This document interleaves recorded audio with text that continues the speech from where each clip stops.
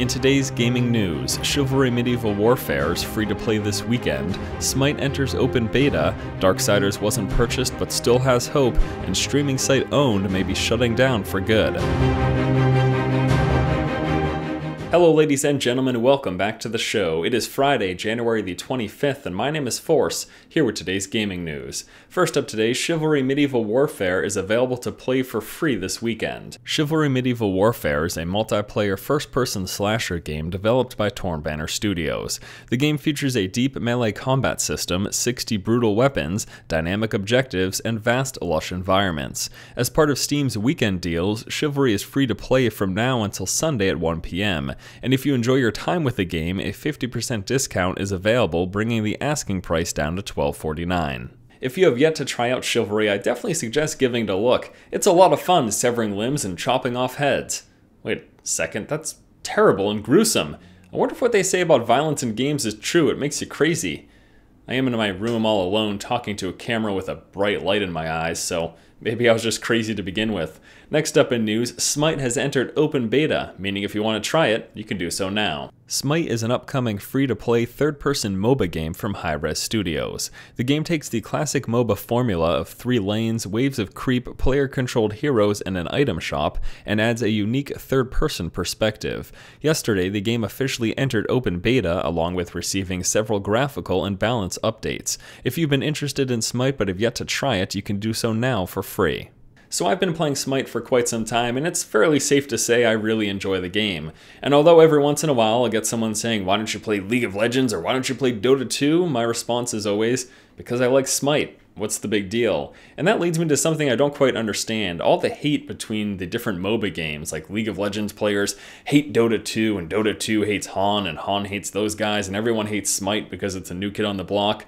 Seriously, what's the big deal and what's all the rage for? Do you also complain anytime a new FPS game comes out saying, "That's not Doom"? Because if you don't, you're pretty much a hypocrite. It's a new game in a genre of games. There's no problem. I enjoy Smite, I'm going to keep playing it, and you should too. Moving on, the Darksiders franchise, although not purchased, still has hope. Unfortunately, Vigil Games doesn't. In this week's auction of THQ assets, there was a noticeable lack of Darksiders, as well as Red Faction and MX vs. ATV, on the list of purchased franchises. This left many fans of these titles wondering if and when they would ever return. Luckily, an answer appeared in a recent Game Informer article, where former THQ president Jason Rubin said, "There will be a separate process to sell off the back catalog and IP. That process will take place in the coming weeks." Now there's a few things I want to mention about Darksiders in particular because that's the franchise that I'm interested in. Number one, Platinum Games has expressed interest in purchasing the Darksiders franchise on the cheap. I don't know what exactly that means, but it's fairly safe to say that they might be able to get it for a cheap price, and that would be a pretty interesting combination.